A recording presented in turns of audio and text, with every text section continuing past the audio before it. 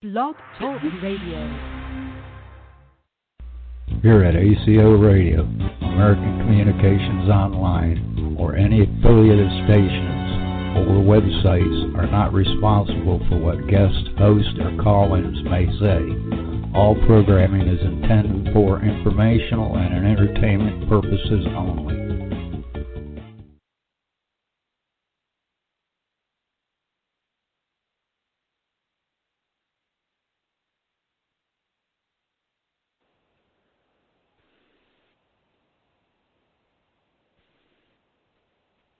Hello, is anybody there? I thought Theresa was going to do the introduction. Aloha and welcome. I call this Secret Space program. UFO Secret Space, that's the name of our show. And we meet Fridays, and I'm JKLessin. And I think Theresa J. Morris is here, and Susan, what's her name? Johnson. Susan Johnson. Drawing a blank because I wasn't expecting to speak. Is anybody there? Aloha. Susan, are you there? Since I'm not running the board, I don't know what's going on. So, I'm going to... I'm not muted. I'm muted. Okay. I'm going to hang up and call back in case I did something wrong. Aloha. Hello? Okay, bye-bye. Bye-bye. Hello, world. Hope everything's okay with you. Hope you can hear me. Got a little feedback here. So let me turn that down, and we'll see if our guest is coming back on. I don't see my guest today, but we're doing ET Alien Incarnate Hybrid Forum Conversations today with Susan Johnson will be our guest. I don't see her yet, so Susan, if you can hear, the call-in is 347-945-7207. And Susan Johnson has the likes of David Jacobs, David Icke, Jonathan Wells, three men who have been following and sharing documentaries and investigative work in a field that she likes, ufology and alienology. And Susan is an alienologist and an ontologist. And she wants to begin a weekly radio platform. And JKLessin and I have been doing shows 8 years, and Janet's had her on a few shows. So I was asking Janet if she could come on and tell us a little bit about Susan and offer some support. So let me get JKLessin of Hawaii on. I don't see Susan yet. JKLessin, can you hear me now? Yeah, I had called earlier, and I was just talking to the air. I don't know what happened. Okay, well, thank you. Yeah, so I hung up. I don't know if any of that got recorded. I don't think so. But anyway, I had a show yesterday, and Blog Talk was full of glitches, so hopefully we can get through an episode today.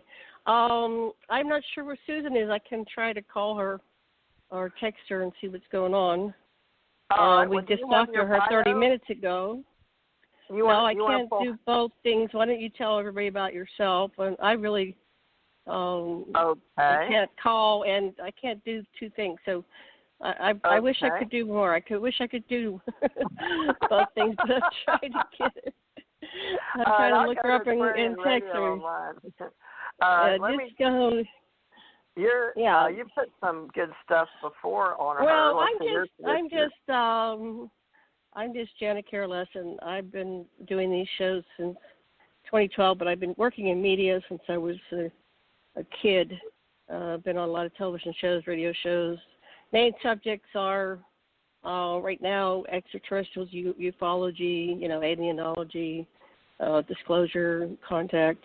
But I've been involved in relationship counseling and put on workshops and conferences and tantra. And hey, there she is. Is that Susan? Yep. Okay, Susan.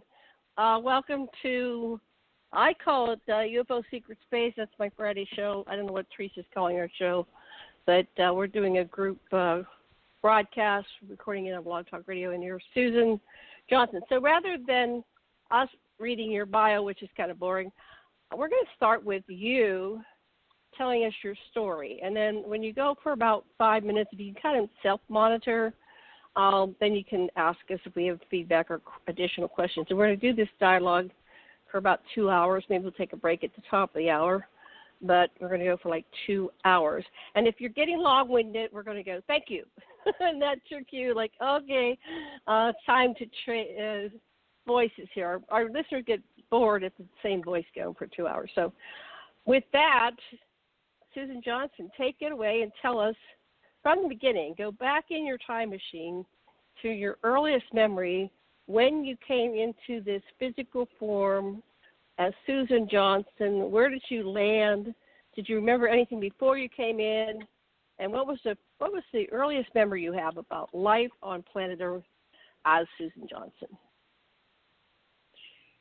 It started back when I was 7 years old. I had that recurring dream that we were flying the ship and we were going through the Earth solar system and we were bouncing off the gravitational fields of the planets as we were coming in. And we were in our third phase of reconversion, which in our language is called aura amplifices.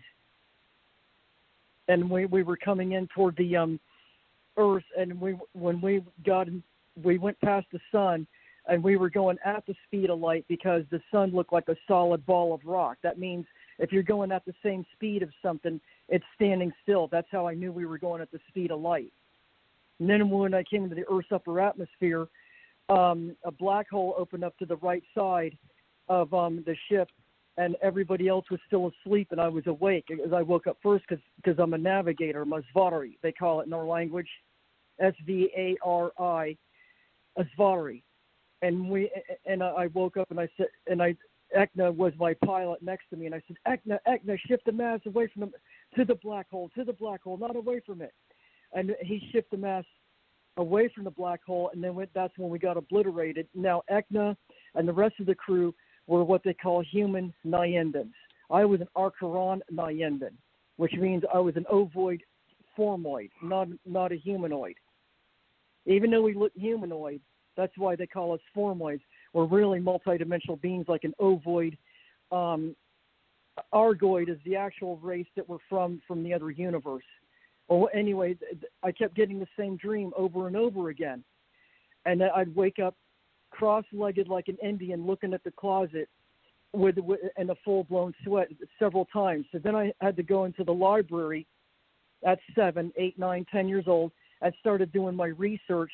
I looked up every parapsychology book, dream interpretation, physics, relativity, everything, trying to explain what was happening to me. And I finally figured out that it was a past life memory, because they say if you get the same dream over 3 times in a row, it's probably a past life memory. And then from there, I started getting scenes where they would take me up into the ships and show me my true parents from my true Aquaruin parents. Now, at first I thought they looked human, but they don't. They look alien. I mean, like Yissaron. I sent you a picture of Yissaron, right? I think so, yes. They look like them, and I felt an instant paternal, a very strong instant maternal bond to them, and I started crying. I didn't want to go back down here. I said, no, those are my real parents. I belong with them. Don't do this. Don't bring me back down here. Those aren't my real parents down there. And then that happened several times. And then they showed me the cylinders where I was conceived. And they said, from now on out, we will always have an animated body in there. So the next time you get killed, you won't have to be born anywhere else again. You'll be reanimated in one of the clones from the cylinders. And there was a bluish liquid in the cylinders, like a Gillet liquid. And then a few times after that, they started teaching me up in the ships about flying, the different panels, the different symbols, the different physics and stuff. And the physics up there is different. Once you go past 3 dimensions, once you go past the speed of light, the physics changes. And it isn't quantum either. It's similar to quantum mechanics, but different. And the only reason I know all of this is because I studied physics, electronics, mechanical maintenance, and I have degrees in those. But as a child, I would study particle physics, relativity, special relativity, nuclear physics, radioactivity, and my spare time. Everybody else was playing around and going out to parties and stuff. I would be in my room reading physics articles. And I've had ongoing experiences with them coming in my room, and then I'd go up when I'm asleep, and I dream I'm up in the ships, and I'm doing scout missions, and we even go to other planets. We did rescue missions and everything, so it's just ongoing. Okay. Okay. Are you complete with what you just said? So you're on these missions; they're ongoing. Theresa J. Morris, do you have any questions or feedback for Susan Johnson about what we covered so far? How do we explain to people what level of existence that is, and when we're all human on the planet and we're speaking in radio waves, which we could be anywhere? So Susan, I keep calling you Suzanne, that's another friend of mine, but Susan, you know, we're setting up this across from the David Icke, Jonathan Wells likes of three men following this type of work, and you're an ontologist and an alienologist, ufologist. You've got extreme analysts. How would we compare your story to theirs? Because this platform you wanted to do today was so you could establish your own platform for you and your own people. So can you help me out here? Because we're three women versus three men. So help me out here, Suzanne. What kind of platform are you creating? Okay, the platform I specifically want to create is specific targeted to a specific audience. I want to create a platform for alien ET incarnates, alien ET hybrids, not human ET hybrid. Okay, there's ET humans and ET alien. The ET human is like the Anunnaki, the Syrians, the Andromedans, some of the races from Arcturus, although most of them are formoids, not humanoid. Pleiadian, the common characters. The one I want to create is not the ET human ones that I just mentioned, but ET alien, which is like from Cygnus, Zeta, Taurus, other universes like Aldractity universe, Aliacron universe, Arfactinum universe,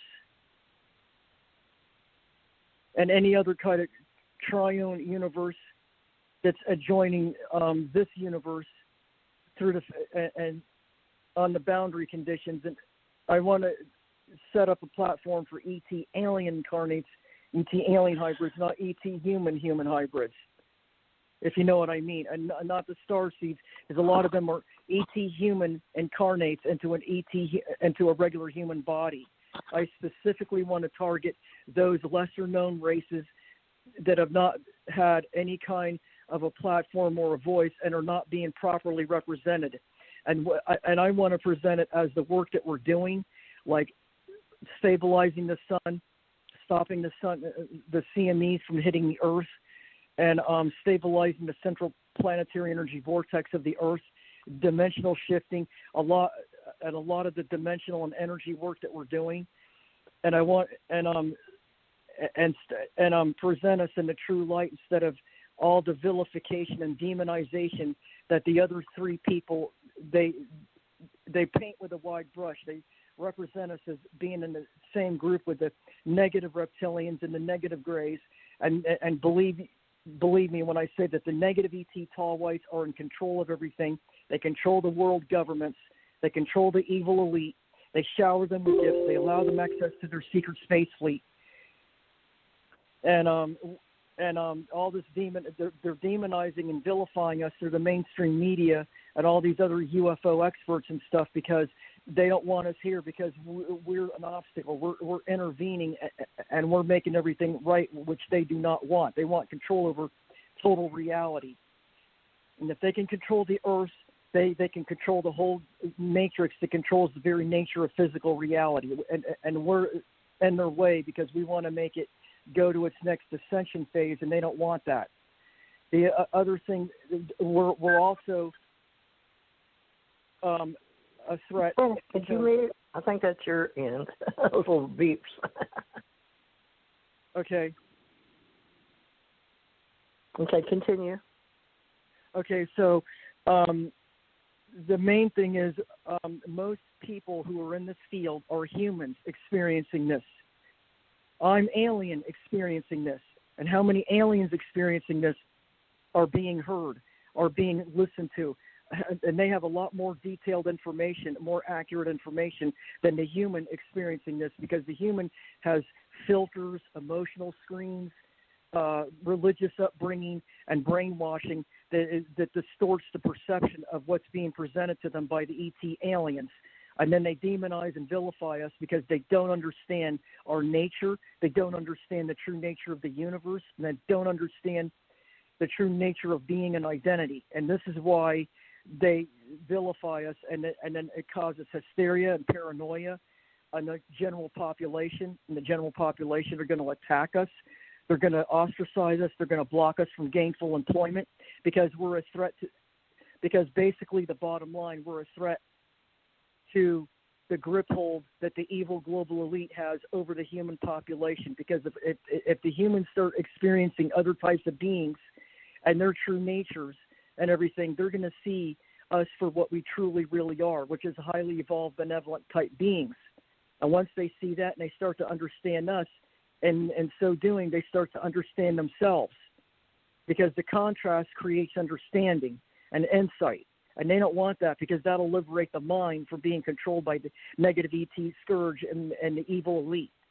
And so they're always fighting us, shooting at us up there with the secret space fleet, and they're always attacking us. They're blocking us from getting any kind of gainful employment down here on the planet's surface. And the demonization is pathetic. And the three men that you referred to, I don't really want to say their names. They're vicious. Okay.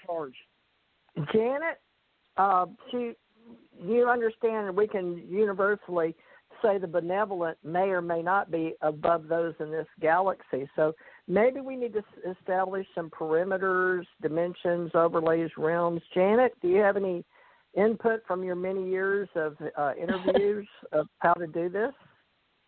I'm just formulating how to do this. I think how to do this is how we're doing it. We're just starting with step one. And step one is getting down to stories and documenting, this phenomenon of extraterrestrial intelligence walking among as human beings. Many people are born into the human form, but we really identify with our originations from other, planets and universes and dimensions and those type of things. This is a phenomenon I encounter a lot. Now, your specific people that you're identifying with, Susan, you seem to be like another group that has started to come to the Earth. Up until this point, there's been waves. So I guess the first wave was probably in the 50s.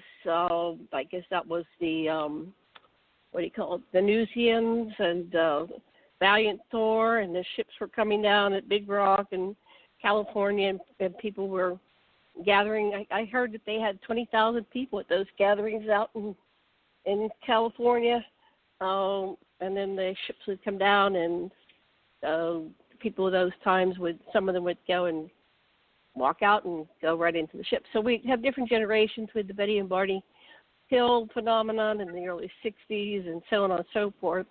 Whitley Strieber, wrote his book about Communion. I think that was in 1993.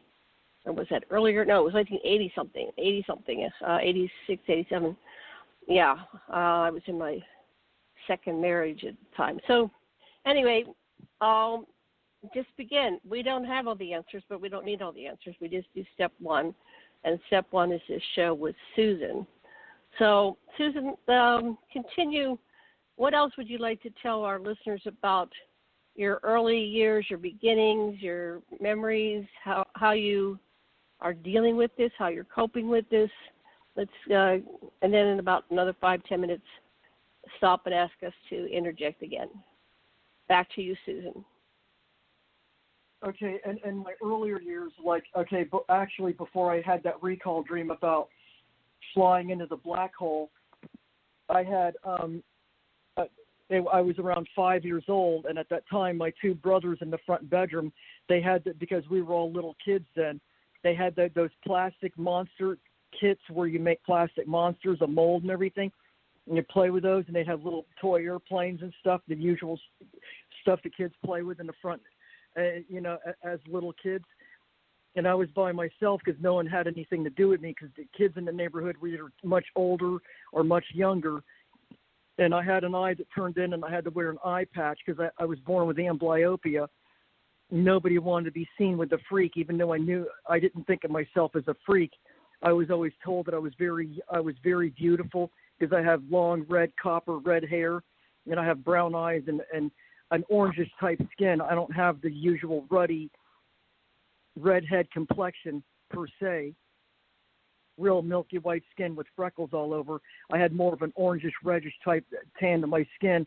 Well, anyway, I would play by myself. But around 5 years old, I had this dream. I don't know if it's a dream or a scene. I was in my room in front of my dresser, and these beings showed up, and I thought that they were kids that wanted to play with me because they were about my height, like 4 foot or 4.5 feet or something, and they started actually shooting lasers at me, and then all of a sudden I started like I wanted to beat them up, and the energy would surge from my hands and go after them and shoot them, and it would burn them, and they'd get mad, and then all of a sudden one of my people showed up behind me, which was like 6 foot or like 5'5" or 5'8", and they shot a laser at him and vaporized one of them, and the other 3 got scared, and they went poof right through the wall and disappeared. And I had this happen like 2 or 3 different times, and I was startled. I wasn't scared or terrified or anything. I was startled, and I thought, what the hell? What are they attacking me for? What did I do? And then the other ones would say, oh, because they're your enemy, and then they said you'll know better as you get older. We're warriors or something like that. We're here to fight them. And then a few other dreams I had, it was like later on, like I was 8, 9, or 10 years old, I was visited by Yissaron, Uberon, and Oberon, and Zyderon, and they were showing me the true nature of where I'm from, which was Aquaruin and Cygnus, and they showed me our true features, and they showed me what it would look like. Our Aquaruin glands and the bumpy little bumps on the side of our face, like in front of the ear, like along the ear, like on the side of the face, and they showed us what they were used for, ductless glands for secreting different pheromones and stuff. And they showed me their fingers. They showed me what we really look like, and I did feel a strong affinity toward them, like that's who we are, or that's what I am. And then it continued around 12, 13, and 14 years old. I started doing a lot of out-of-body experiences, and I thought it was out-of-body, but I would go to the south of France, and I would visit this place. It was like an encampment, like it looked like Mount Saint-Ségur, but it wasn't there. It was in La Javie and Digne-les-Bains in France. I found out those names later on by doing some research, but I found out there was a group there that looked humanoid, but they were from another planet, and I didn't know what their name was. I just knew that I was going there, and there was a guy there that I remember from my past life, and his name was Icke, and he had a green T-shirt on, dark blue jeans, short wavy black hair, brown eyes, white milky orangish skin, and he says, "What are you doing here? You're not supposed to be here. Get out of here. Why? How did you find me? Where did you know where I was?" I said, "I don't know how I found you, but here I am." And then and he didn't like me. I couldn't figure that one out. If he was one of us, why didn't he like me? So then this went on, and then finally, when I was 15 years old, I was asleep in my bed, and the front bedroom, they left the TV on, and I got mad, so I wanted to turn off the TV, and there was the documentary. It was called Overlords of the UFO, and they started describing this group called the UMO in the south of France, and they started explaining they come from Wolf 424 in the constellation of Virgo, and that they are the ones in the south of France. So and they said Antonio Ribera was the ufologist that discovered them. So then I started writing letters overseas a lot to Antonio Ribera, and I found out about Jean-Pierre Petit that used to do the astrophysics research in the Institute of Astrophysics in France. And then there was 2 other people I wrote to, Edina Labans and La Javie, in the south of France. And it's true, the UMO were there. Well, then they had since left. So then I forgot about that for a while, and I kept having ongoing experiences with my people, which are the Arcarons. And then I got introduced, and then I started being, by them, started being trained about central planetary energy masters. And the UMO, the Nyandans were still working with me at that time, and they taught me about like synthesizing the central planetary energy from long distances, like light years away, by focusing on them, and you can tell by the arousal factor and everything that you're locked in and all that. And then I started getting other experiences where they would train me on the ships. And I started getting validation. I would start writing to the Center of UFO Studies, ran by JKLessin, and some of the dreams I'd have or scenes where I'd be flying over the like Michigan or places like that. I would write down the dates and times, and it would correspond with certain dates and times of other sightings in those areas. And then not much information was given out back then, but then in my 20s, I started getting scenes where we were doing recon missions and stuff. And the central U.S., where you go underground, you'd see these underground facilities and colonies, alien colonies, human colonies, underground. And I started seeing other types of beings that I'm working with, palish, bluish beings like that look similar to the Greys, but their heads are much, much smaller, like almost the size of a normal human head. They're not exaggerated like the Biodroid Greys. And I knew that they existed, but I didn't say much about it in the 80s because nobody was going to believe me then. And then in the 90s, it started to trickle out some of the information, and then the New Age movement started. And all the different scout missions that we were doing in the 70s and the 80s, where we were awakening people to their true identity and reconnecting them to their true races, started to pay off, because then the New Age movement started in earnest, I think, around in the 90s. And I guess this is the byproduct of our work, because we awoken those people and reconnected them to their true races and stuff, and they started doing their work. And then anyway, the humor in the back of my mind, I never paid much attention anymore. But in 1994, I was working as a security guard at a high school, and I was still taking electronics at Miami-Dade. And I had finished the electronics degree, AA degree in electronics with the 2.65 GPA. Anyway, I was working as a security guard, and I was walking. It was my time off. I was walking on 106th Street, and I went to 97th Avenue. And on the way back, something told me to stop at 88th Court, so I did. And I stood there. I don't know why. And it was like September of '94, and I waited, and there it was. It was a black rectangular ship. And on the one lengthwise side, it had like a sawtooth pattern, drawn like a cream-colored sawtooth pattern on the one lengthwise side of the ship. And it flew, and it was only like 25 to 30 feet above me. It was no higher than the power lines. I kept looking at it, and I was squinting my eyes, trying to figure out what it was. Was there any ripples in it? Was it a kite? Was it some kind of a blimp? What was it? And I was trying to figure it out.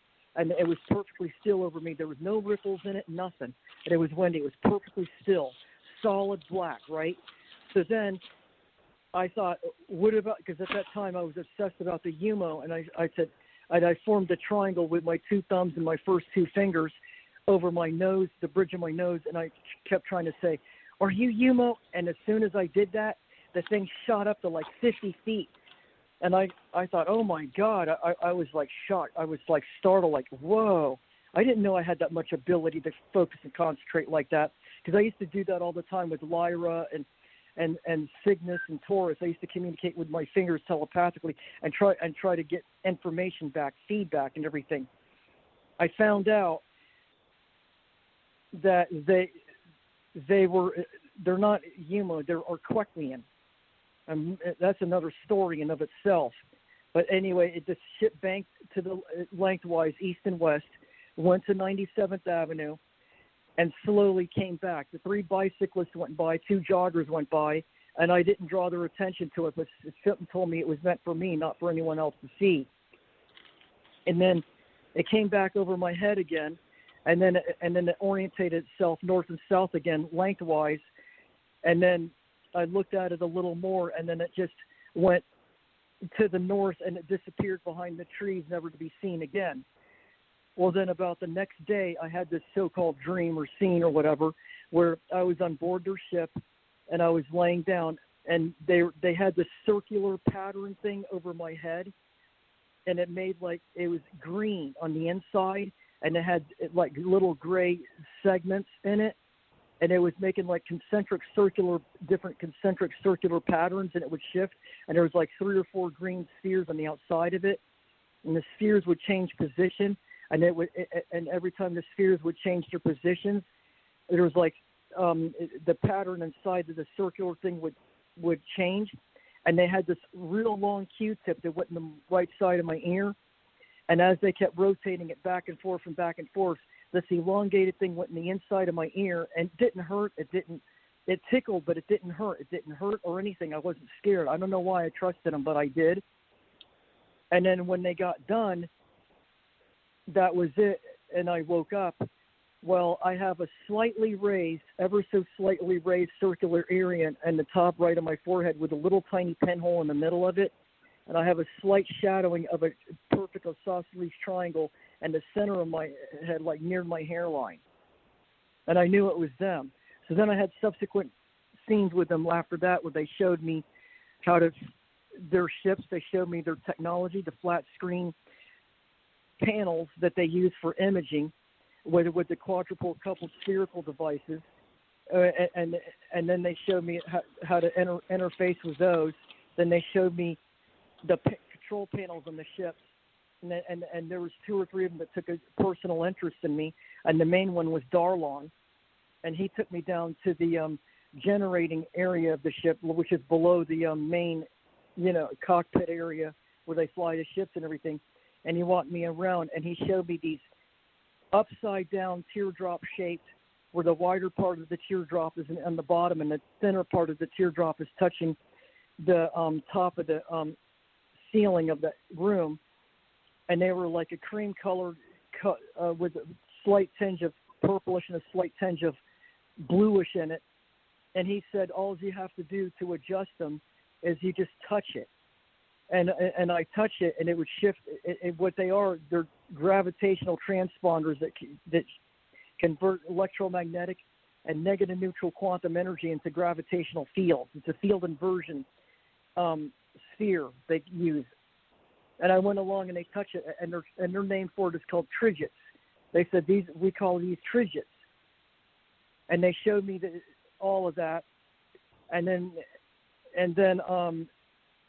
then a few other times I was with the Aquaruins and the Nyandans and the Humites, because the Humites were working with us as well, and then also the Archerons, and we were up in the ships, and they were showing Aquaruin ship, and they were showing me the panels and the cylinders where they beam in and out of with the concentric grid plate on the bottom of the cylinder, and they showed me the sphere device that they use with a Saturn ring around it. I guess they call them an accretion ring or an accretion ring. And they have it like a control panel, a touch panel. You walk up to it and touch it, and you can interface your energy with the sphere. And they said, we do planetary synthesis as well as the Nyandans and the Humites. And they said, this is we want you to image this. And they showed that the central planetary energy pattern, the Earth on the centralized sphere. And then you reconfigure the domain, and then you send a streamer, one-dimensional silicon wave through that domain. It goes to the center of the Earth, and it corrects the instability of the central planetary energy vortex, is what they do. And they showed me this, and then they showed me other planets that they can tune into, and they can do the same thing. It doesn't matter how many light years you're away or anything, because they use what physicists today call entanglement. They used to call hyperuncoupling. And if you use silicon waves, light harmonic resonances, which is the baseline light harmonic resonance and everything. And if you read the books by B.L. Cathy, he talks about the harmonic of the universe, and there's different light harmonic resonances in each type of universe, and each universe has its own light harmonic resonance system. And so they taught me all of this, and they showed me how to do that, and then the Nyandans did. The Humanoid, I think, they were just there observing, more or less. They didn't really interact with us. And then this went on, and then I forgot about that because we were continuing with our other work, the scout missions, rescue missions of other colonies and other planets, where we literally walk them right off the planet up into the motherships and stuff. And then this is like in the late 90s. And then, weirdly enough, because I used to be a nuclear contractor, I was working as a generator jumper on the eddy current crew for Westinghouse, and we were working under the subcontractor spec group, and we were over there in the nuclear plant in the Midwest, and we were in the break room, and I know that the Nyandans had showed me Area 51. They showed me and the Arquequians, Area 51. They showed me the underground colonies. They showed me the different alien races there, and they showed me, that they were being exploited and mistreated by the human military personnel there, and they wanted to take them off world and stuff, and they were asking us for our help. And at that time, I didn't fully understand my complete role at that time. I just knew that I did a lot of rescue missions and stuff of different crew members of different alliances that we were working with. And at that time, we were doing a lot of technical work, and I couldn't figure out what was going on because why are they keep asking us for rescue missions? Why are we fighting these people in space? At the time, I didn't know that we were warriors, that we were light warriors called in from another universe to help out. I didn't know it at the time, so it was all confusing to me at that point why we were doing certain types of work. So then I just went along with it. And then, so anyway, I knew all of this stuff, and at the same time I was in the nuclear industry. Well, then finally I ended up in the Midwest at a nuclear plant outage, and the Westinghouse engineers were in the break room with me, and they asked me, so Susan, half jokingly, half serious, so what's the name of the blue aliens that run Area 51? I mean, just so totally out of nowhere, for no known rhyme or reason or nothing, this engineer walks up to me and asks me this question. And I never talked to anybody about that there when I was there. So none of the other coworkers knew about it. So how did he know? So I proudly, you know how a person stands up really proud and they thrust their chest out and their head back like they're really proud of what they know. And I said, the Arquequians. Within 2 hours later, I was escorted off the site and sent home. Ooh. Okay. Yeah. Well, that's a good place to take a break. Good story, Jean. Yes. All right. So now that's a. Can you hear me? All right. Yeah. Richard Knight. Okay. Richard Knight has joined us as well, Susan. So just so you know. Oh, good. So we'll all ask you questions. Okay. Wait, you gave me the talking stick, so let me. I'm going to lose what I was going to say. Oh shoot. Let me get what I was going to say. Story. Okay, so this guy, how did he know? Wait, don't you answer. No, don't you answer. This is for Susan. Okay, Susan. And you know the answer. You know in your higher self. How did this guy know? It's very simple. Westinghouse was one of the main leaders of the reverse engineering of any craft that was crashed on this planet Earth. They take it back to the different various bases. I don't remember the bases' names now. I think it's Wright-Patterson and Nellis and all those other bases. And there's Aberdeen testing grounds. And I think the Ames Laboratories or something, and they do the reverse engineering. Well, obviously they have the aliens working with them elbow to elbow, teaching them what to do and everything. Well, Westinghouse was the ringleader They were the main ones doing the reverse engineering, as per Stanton Friedman, which I already suspected before he even came out and said it. And that's how he knew, because he must have been involved in the reverse engineering of the ships because he worked for Westinghouse, and they're very devious. I mean, that's it. That's how he knew. And that's why I got to sort of off-site, because they probably figured, how the hell does she know this? She's never worked in the government, never worked for CIA, never worked for anybody like that.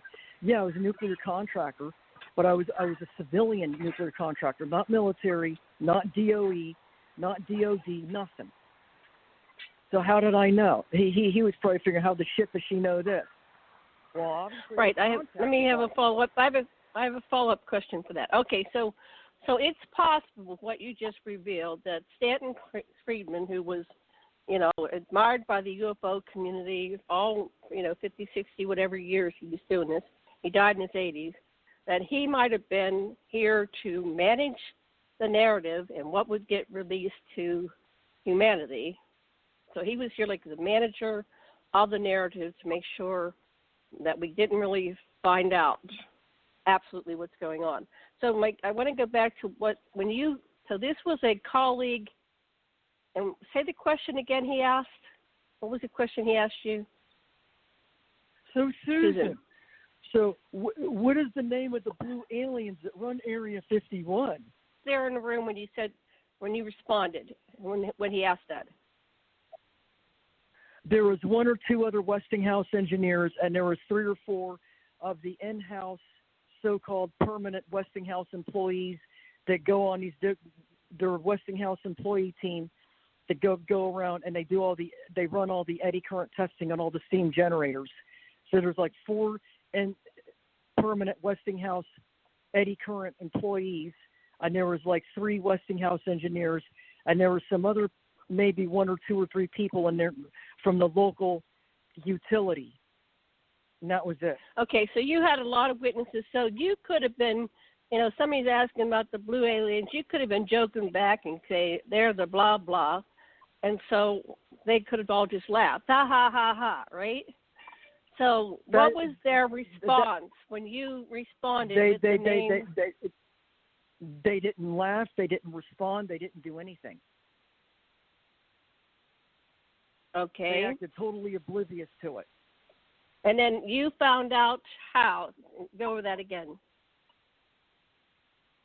You found out what, by called into the office, a memo? How did you find out the next day? No. I was still in the break room 2 hours later, and one of the Westinghouse in-house personnel, I'm not going to say his name, he was sort of sympathetic toward me because he's had a lot of experiences too, but he's also had my labs, and he's also had interrogations and torture and everything. And this guy, he was a very religious Bible thumper freak, but he was sympathetic to me because he was open-minded to this stuff like I was, and he saw what happened, and he was shocked.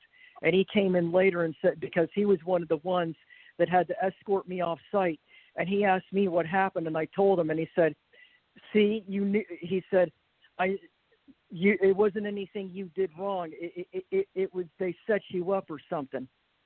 And I said, "What do you mean they set me up?" And so this goes back to an outage that I did in Vermont. There was a guy there, a site coordinator for a local health physics tech company, and he didn't like me at all. And his whole demeanor, I think he was an abuser, a woman abuser, his whole demeanor. And he couldn't stand me because and this is in Brattleboro, Vermont now. And he was a local, and he was also the coordinator for a health physics contractor company. And he didn't like me from day one. I rub a lot of people wrong. Well, anyway, I would be on the phone with my credit union because they got my balance messed up, and I was going to end up sleeping in the street if I didn't get it straightened out because I was renting a hotel room, as we all do when we're on the road. And they were about to kick me out if I couldn't make the payment, and the payment wasn't going through. Well, I was cussing and yelling and everything on the phone. And the break area, and he heard me and he got mad at me and he couldn't stand me. Well, as it is, I never stepped foot in that plant site. I never wore the badge. I never wore the TLD or anything like that. So technically speaking, if I was never issued a badge, I don't have to put that down as one of my jobs on my resume or on my security questionnaire. And that's what I was told by a Westinghouse security person who's in charge of all the security paperwork for all the nuclear contractors. He said, no, you don't have to put it down. If you never stepped foot on the plant and you never wore the badge or anything, you don't have to put down that job's description, because the guy was going to give me a bad reference if I did. So I figured, oh, good, I escaped the bullet. I escaped that one. Okay, so I get to work. Well, that was where they set me up, because that's what this one technician told me who was escorting me outside. He said, they set you up. They deliberately told you that so that you wouldn't put it down, so they could use that as an excuse to escort you off site because you knew too much about the other thing. Okay, wow. Richard Knight is here. Do you have a question or feedback for Susan? Thanks for joining us. Sure. Thanks. Hi, Susan. Wow. Hi, Richard. Absolutely fascinating, incredible on so many different levels, yet at the same time viable, accurate in regards to the various species and contacts of races that you've had. Only as far as goes the grays, the blues, and the greens, since I had contact with them when I was 5. But it is just fascinating that, you went into the situation as under the guise basically of a federal contractor under nuclear stations, and then you got involved with Westinghouse and all these other folks.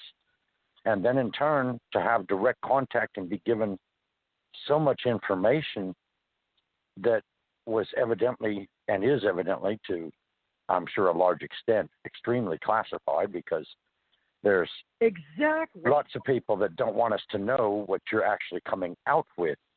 And yet at the same time, you're not really bound by any Privacy Act or Secrecy Act, because you never signed any direct privilege with any of the agencies that you mentioned previously. So it's absolutely, you're absolutely delightful. Yeah, you're absolutely delightful. But at the same time, I'm wondering, why now? I mean, what has inspired you after all this time of going through all these various experiences and being exposed to all of these other persons who had like experiences as yourself? Why now? I mean, is there something, is some of your contacts, from the other races in other dimensions and so forth, inspiring you to make this contact now and come out with all this, or exactly what? Yeah, it all happened unplanned, spontaneously. I didn't have any intention on doing this. This is something that all of a sudden it started presenting itself to me, and I thought, am I supposed to be doing this? Am I supposed to be going public? What am I supposed to be doing? Do they want me to do this? I know that they told me in the past. There was another scene I forgot to tell you in 1983, during the Orange Bowl in Miami. They saw a big UFO, and I had an experience, a very intimate, telepathic experience with my twin soul soulmate who was flying that UFO, cylinder shaped. And they were don't tell anybody. And this is my own people. And I felt like, am I violent? Because they never did tell me, okay, now you can tell them. So I thought, well, no, they don't want me to tell them. Why am I doing this? Why all of a sudden all this radio work?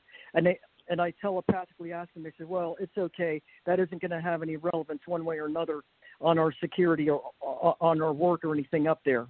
You can do that or something. I guess now, because it's presenting itself, it was never really anything I anticipated. It just happened. So I guess you would actually say that this is your higher self controlling your physical self to share all of this relevance of memory and all of these relevant experiences, because I believe wholeheartedly that by putting it out there now, you're calling forth a lot of individuals who have had like experiences and didn't know or had no one to turn to. So you're validating to a lot, who knows how many thousands, maybe even millions of people, that have been abducted at various points and times in their lives. and also, of course, affected telepathically or affected intuitively, affected physically, and in all kinds of different ways. And yet at the same time, you're kind of verifying that a lot are very positive, while at the same time acknowledging that there are those that obviously play with us like we're toys or something for their own amusement. It's just fascinating. I mean, wow. Thanks for sharing. I mean, it's just fantastic. Well, I love the part that, yeah, a lot of information I have, according to the government, would be considered classified, but I never worked for the government. Exactly. You're not bound by any Secrecy Act or any documents or pledge that you would have signed in that regard. So therefore, they can't really control you from any aspect, and because I mean you're covered under the Constitution. You know, this is your First Amendment right, freedom of speech, and they have no right to control you because you never consented to any kind of agreement or control thereof. Yeah, and that just it makes me really proud. Talk about a thorn, right? Yeah. Well, Susan, this is your platform. Where would you like to go from here? Because you're sharing documentary type of information, and I hope you know that the world is listening, and we don't know where all this is going, but we do know radio waves travel universally. So would you like to call down any other universal level of, you said ET, alien, incarnate, hybrid, and Susan Johnson is that. So I've got Susan Johnson of Earth As Is, and we're here to support you, Janet Lessin, Richard Knight, and Theresa Morris. So with the three of us here, where would you like to take this ET, alien, incarnate, hybrid platform? Any other people you want to talk about or invite in the future? How do you see this platform? Yeah, take it away. Next segment, and then after about 10 minutes, once again, pause so we can give you feedback. Okay, go ahead, Susan. Specifically, I want people that are like me to find each other, to be able to share their experiences with each other, and give each other moral support. It's been a lifelong quest of mine to find other people like me on this planet, and I've come to the conclusion there's nobody else on this planet for my group. It's just me. After all the searching, calling up all the UFO investigators, researchers, everybody like that, even psychics, I've come to the conclusion that I think I'm the only one here for my race, for my group. Well, just because you haven't received the answer yet doesn't mean they're not out there. It's, it's a big planet, and not everybody listens to all these things. So we're getting it out there, and you very well might get some responses. I guess I should put it out there that if you want to talk to Susan, you can give whatever email or whatever you want to do, but you can contact me at Aquarian Radio. I'm Janet Lessin, aquarianradio@gmail.com, and I'll forward it on to Susan. But Susan, do you have any way that you want to be contacted? And realize there might, once you open up your email or your phone, you might get, so be careful what you give out, because you might get a lot of calls. Yeah, exactly. Okay. I'd rather go through Richard, I got a little feedback. Yeah. Wait, let her finish. What did you say, Susan? Susan, what did you say? I didn't quite hear the end. I'd rather go through the Aquarian Radio Network channel to filter out, because I know that there's a lot of people out there that do this to try to get attention and notoriety, which is not my intention. Okay, and you might that's get a a good lot idea. of moles. You might get a lot of moles, too, that are planted to go in and try to weed information out of me. I've had that happen before, and then I've had government, like Alberto Rosales, who writes the books on missing. He wanted some of my artwork. He wanted me to do some artwork for him, and I was willing. I was trying to become an artist. I'm trying to become commissioned as an artist to get my work out there so I can do artwork for a living. And I even did drawings for the South Florida Fern Society and stuff like that. And the one person who was in England, she recognized me as very accurate as an artist, because I depicted it was a maidenhair type fern, and she was very impressed and said that did a very accurate depiction of that fern and the detail and everything. And I was trying to get work as an artist on the side because I figured if I can't work in the nuclear industry anymore, I was going to try to work on the side and get extra money that way.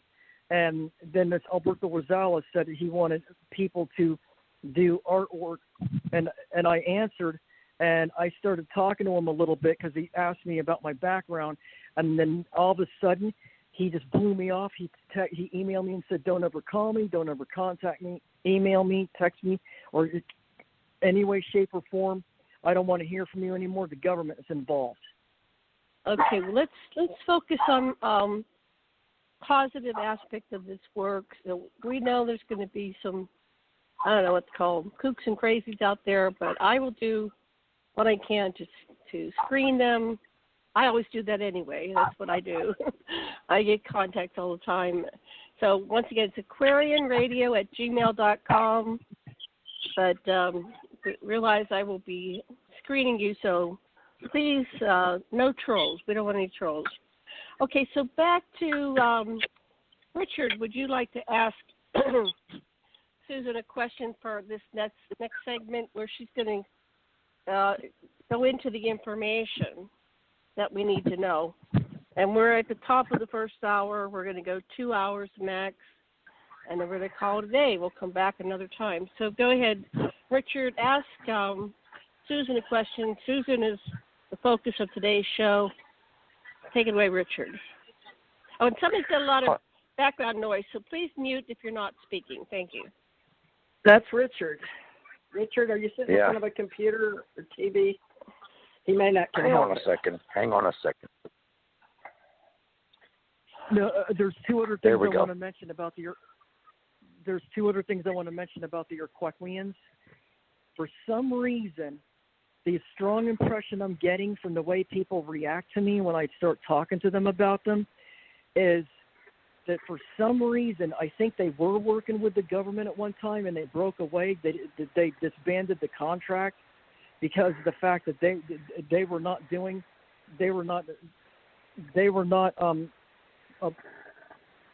honoring the contract. That's the right word, honoring. And so therefore they broke it off and they're freelance now. They do whatever they want to do. They don't answer to anybody. They are benevolent. They're working with 60 million humans is what I found out. They're from an area behind the star Antares, and they're also from a constellation called Hydra, which I found out. This is really weird how I found out. And apparently for some reason they're a sore spot with the government or something, because every time I start talking about them, the calls drop, something happens. It's weird, and it's like everybody's definitely afraid of them, and I don't understand why. Because when I am around them, I have a special affection toward them. Wow, that's interesting. And maybe they're not my real people. But maybe they're someone that you and your people do some kind of trade with, or maybe your neighbors, or some kind of galactic arrangement. No, we work with them. They're in our alliances. They're warriors, but they're also master energy creator beings, and they create different planetary systems. Wow! And they do work with us. Okay. Hey, Susan, can I get you to call in now? The last time you tried to call in, you couldn't get in. But 347-945-7207, write that down, because you're on my merged phone call. And I just had some people come in, and I can't mute myself because you're on my phone recording. So could you call into the studio? I don't want to. What is the number? You said 07. I thought it was 7297. No, 347-945-7207. That's for everybody listening, if you'd like to call in. But Susan Johnson is our special guest today, bringing us ET Alien Incarnate Hybrid. 347-945-7207. But if you could do that, Susan, then I can do a lot more with my board. But I apologize. Plus, when I turn on Richard, he's we were picking up some sound off of him too. So could you call in, and I'll let Janet and Richard talk for a minute. 347-945 or 947. 347-945-7207. 945-7207. All right, I'll try it again. And if I'm not able to get back, you know what happened. You call me back on my phone. We'll just have to deal with my daughter being here. Okay. All right. It's the sound.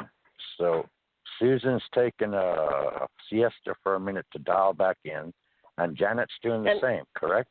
I need just 5 minutes, There's and Janet. then I'll be back. I'll be back in Okay. 5. Take it away, Richard. Okay. Absolutely fascinating. Okay, this is Dr. Richard Knight. I'm a theologian. My encounters with extraterrestrials bear a small amount of experience, nothing anywhere near what Susan is sharing with us today. It's absolutely fascinating.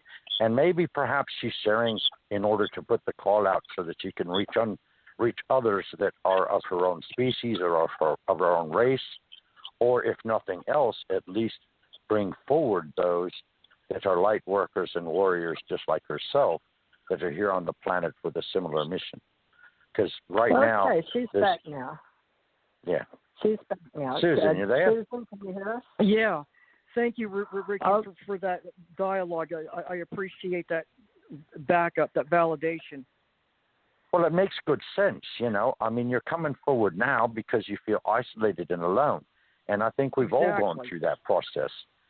You know, when you go through the ascension and the awakening process and you all of a sudden discover who you truly are, you're saying, well, wait a minute. Did I really sign up for this? Am I really who I think I am? Am I just fooling myself? Or is it delusion or what? And then all of a sudden you've got all these outside ETs, etc., that are informing you about all this different information, and you feel, you know, like, I guess the best way to put it would be like in 100 places all at the same time, and you're not confused that you're there, rather you're more confused because you don't know which telephone wire to hit next as to what dialogue you want to play on next.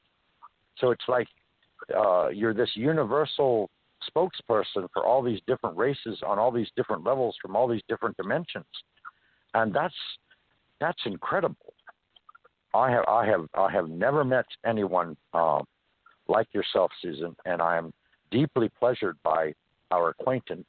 Okay, and I look forward possibly to getting to know you better in the future, if that would be of like mind to you. But this is just absolutely fascinating, and I think the timing is crucial. Because as they say, nothing happens without a reason, and everything happens at the right time. So this must be the right time for you to share all this. And, yeah, I would think it's going to bring together a tremendous amount of people of like-mindedness that are going to create their own network, and they're going to be using you as a pivotal point because you've already validated yourself, but you've also validated who knows how many thousands of others. It's just incredible. Take it away. That's right, Susan. So, Susan, this is a good platform. You're doing a wonderful job. I'm so glad you allowed Janet Lessin of Hawaii and Dr. Richard Knight of Georgia to join us, and I'm in Gulf Breeze, Florida. Now, Janet's given her Gmail on here. And Susan, you don't really want any direct messages at this time while you're building your story and your personality and writing your book. Is that correct? Correct. And then you'll decide what pictures you want to put into your copyright in your book. Richard's writing a book at the same time, so this is something we can enjoy together, everyone. And TJ, I want to keep started. I want to keep the focus on. Yeah, I want to keep the focus on Susan. All right. So, Susan, it's your platform. We're just the invited guest. So where would you like to go from there? I'm going to finish on the Aquaruins because they're quite unique. I have to say I'm very pleased, and I got a special affection for them. They're very unique. I don't know why everybody's afraid of them. I don't understand. Might just anyway, be fear. I don't get it. Okay, for example, okay, there was a time I was at the Waltz Mill facility training in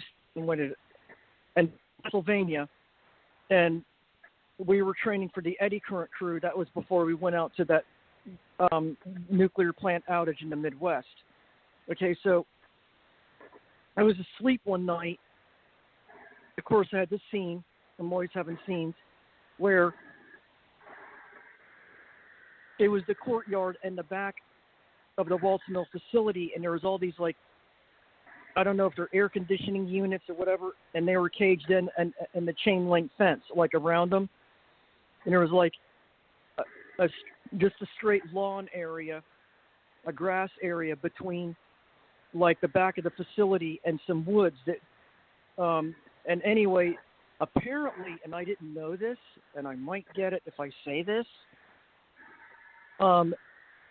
there was a series, and I thought, what the hell is going on? Why am I seeing this? Is there really a war going on up there? Wait a minute.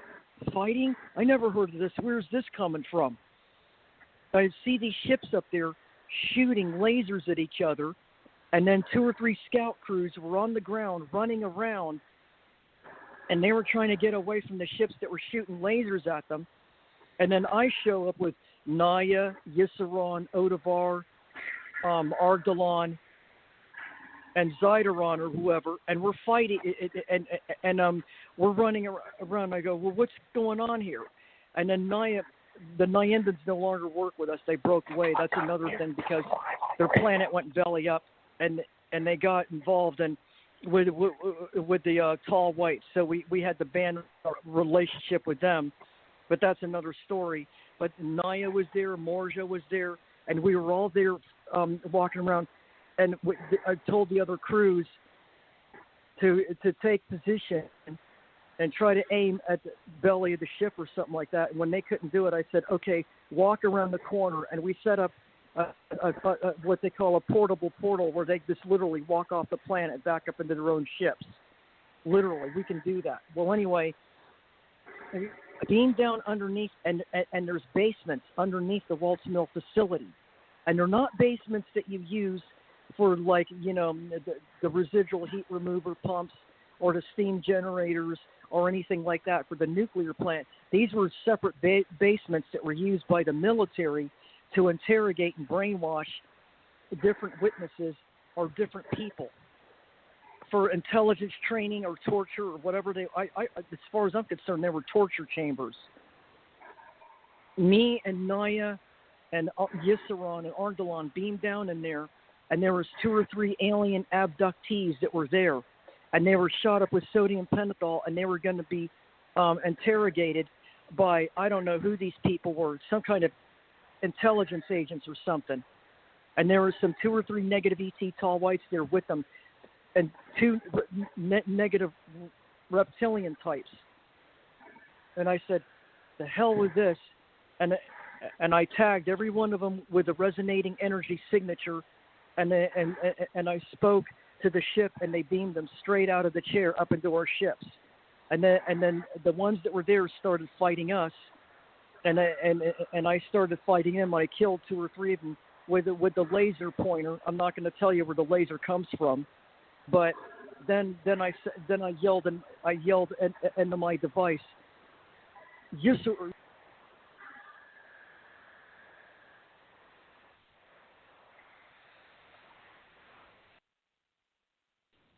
What?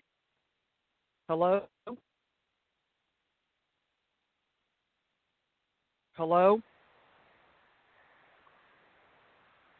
Am I on? Hello?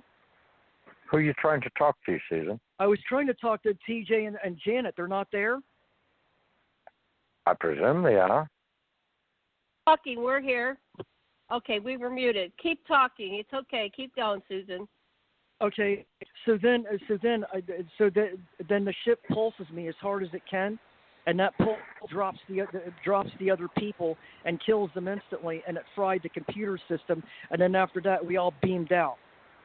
And then I woke up, and I thought, what the hell was that? And I said, tell me that there's underground basements at the Waltz Mill facility, and I know exactly where they're at too. And I thought, uh-oh. I hope nobody catches wind of this one. And I go into work the next day, and I pretend to be normal, like nothing happened.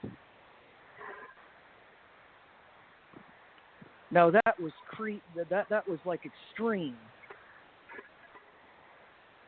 It's odd that you can tell when we're muted. So it just makes it clear, lawyers are for you, Susan. But I'm amazed you can tell the difference if we're muted. Yeah, I didn't think I was on the air anymore. Oh, no, you were on great. the air. Yep. So then anyway, scene... Keep going. Keep going, yes.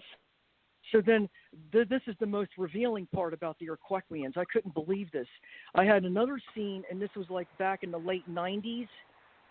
No, or was it 2003? I'm not sure.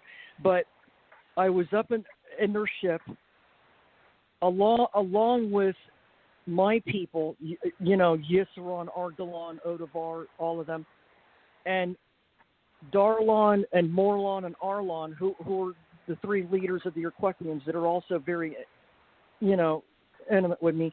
They showed me a flat screen on the wall in front of the control panel that I was standing at.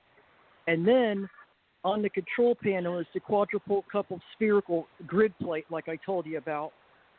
And then there was a smaller imaging screen in front of it, flat. It's like a thin piece of film stretched between two rods. And what I was doing was I was actually manipulating an energy field pattern on the sphere in front of me, and with the four poles, I can project that image onto the little screen. And once I get it right, I project it onto the big flat screen in front of me on the wall. And what happens is it was a planet that we had just created. And I got a picture of that one. And that planet was 2 or 3 months later, NASA just announced that they just discovered a new Earth-type planet twice as big as the Earth, and it's called 22 Kepler b. And I thought, what? That planet existed right after I had that scene or that dream. I couldn't believe it. So that must have been the one we did. Well, apparently, what we do is after we create the planet, it goes through different stages of activation. And the last phase that we do is called the igneous rock activation phase, where the water that's in the center of the planet percolates to the surface. And then after that, I had several subsequent dreams, again with the Urquequians and the Arcarons, the Urquequians, the Obercon, Argonon, where we would go back and forth, and we did the lichen synthesis. And then we did the atmospheric stabilization, and then after that we have to do the terraforming phase, and that's where Bigfoot comes in, because they can lift those huge trees and stuff. And after we put in the lichen phase, where we do the lichens and the funguses and all that stuff on the planet to condition the surface soil and everything, we do the atmospheric activation, where we stabilize the gases in the atmosphere and get to the right ratios of different gases. And then we also put living organisms in the atmosphere. The biosphere is what it's referred to. That's what we use the term. The humans probably use it differently. Biosphere means the atmosphere around the planet. And every atmosphere has living organisms in it. And those living organisms, the ratio of those living organisms and the concentration of each type of organism per cubic deciliter of air, it will determine the overall health of that planet, of that whole ecosystem on that planet. And then the last phase, after we activate that, We did the terraforming where we put in the different trees and the forests, and that's where the Bigfoots come in because they're a terraforming race. They go and they put in the huge trees, evergreen trees, already full grown, already active, and they're able to lock it in and make it live where the trees don't die after they're planted. And then after that is then the next phase is the colonization of that planet. Now, a lot of times we will find another person or another race that has lost their planet, and we will capture their souls and anchor them on different anchoring mechanisms in the ships. And then what we do is we take the DNA from, and that's where the seeding races that work with us, the ones who down here who have been taking the ovum and the sperm from human abductees. Well, a lot of them they're called seeding races because what they will do is they will produce clones, and the clones of the various different races that have lost their planets and everything, and they will put them in the cylinders, and they will be fully grown clones. And then once we find a suitable planet and it has a planetary matrix that matches their biomatrix and soul matrix, we will animate those bodies with the souls. And then we will relocate those colonies to those other planets and lock them into that planetary rhythm, planetary biosphere, planetary matrix. And then we will see the stability and see how they adapt. And we will supervise them for like the period of adaptation. Each period of adaptation is dependent upon the race that we're working on. And once that's already been established and stabilized, we will frequently monitor them from a distance, but we will not interfere with them unless we need to help them or something. And the prime directive is another issue I got to address. But anyway, basically, we do a lot of that type of work where we will, people that have, races that have lost their planets will be relocated to a planet that's very similar to their own, or a lot of times we can restore their original planet to its pristine condition. So we do that type of work. And anyway, the Urquequians were letting me see this, that I had actually activated the planet using the igneous rock activation phase. Beautiful turquoise, iridescent blue colors and everything. I was really impressed with the colors. I can't reproduce them down here. There's no way. And then another time, apparently somebody else that I had met through a UFO meetup group here locally, she was a powerhouse woman, wrote several books on aviation and everything, worked with her husband and stuff. She had told me, she called me out of the blue one day, which is unusual. People don't usually call me, and they usually run away from me. But this one called me back and told me that she had this weird dream. And I said, probably it's not a dream, but continue. And then she told me how she was in this like big courtyard and back of a college, and they had all these air conditioning units, and she saw these black rectangular ships, and there was all these other people, and they were afraid. They didn't want to go up, and they were running and scattering, but a lot of them were taken up, and then she ran. She didn't want to be taken up, and she was scared. Next thing you know, she's up in the ship, and she's looking through a teller's type window to these other people that are on the other side of the teller window from her. And the beings were standing behind them, and she looked at this one person, and she asked this one person, "Well, where are you from?" And she says, "I'm from Australia." And then she said, "Well, what is your name?" She goes, "Kelly Ramsey or Ramsey Kelly or something like that." I think it was Kelly Ramsey. She was some kind of a psychologist, and I think she was doing research in alternate states of being or ulterior states of being or something like that. And anyway, then she said that she looked it up, and there really was such a person. And when I tried to look her up, I couldn't find her. It's like they immediately deleted that information off the internet as soon as me and her were talking about it. And then she said a man was sitting in front of her, and they were taking that same Q-tip device and rotating it back and forth in his ear.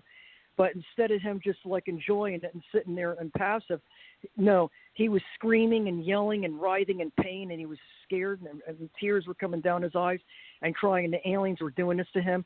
And they didn't know why he didn't know why he was being tortured by them, and then she was afraid. And I tried to explain to her what that device was and that they had done the same thing to me. And then the guy left, and then one of the aliens was there, and then she asked the alien, "Where are you from, and what are you doing here?" And they said they're from Hydra, and they work with a colony of 60 million humans. And I thought, aha, so that's where they're from. And I told her, oh, thank you for telling me. I wondered where they were really from. I'm glad you told me this. And I told her that they're called the Aquaruins, and they do this and that. She never spoke to me again.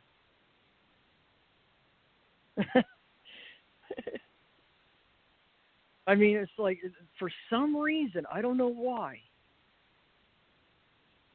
But why is everybody afraid of them? I think they're just very personable and open.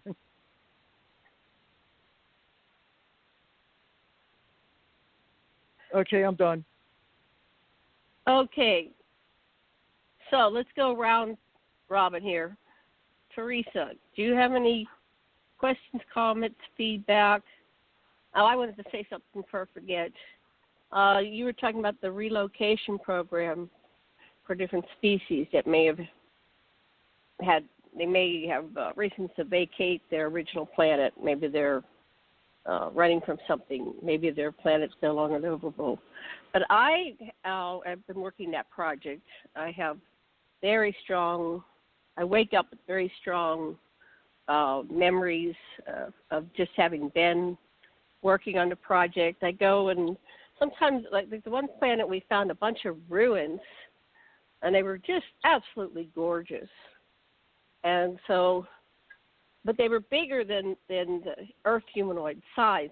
So we said, well, let's go in there. You know, these things are much bigger. We can break the rooms down into smaller rooms, and and house whole families, like a big apartment complex. And we could even insert additional floors. And so one of their buildings, which I don't know how many they may have housed, but they were 20 to 30 feet tall.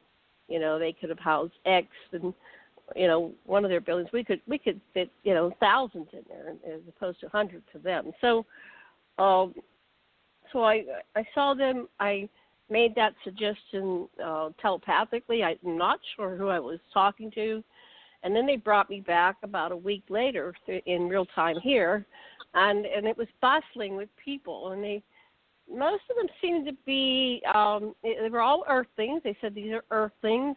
There were a lot of brown people. There seemed to be a huge Asian influence.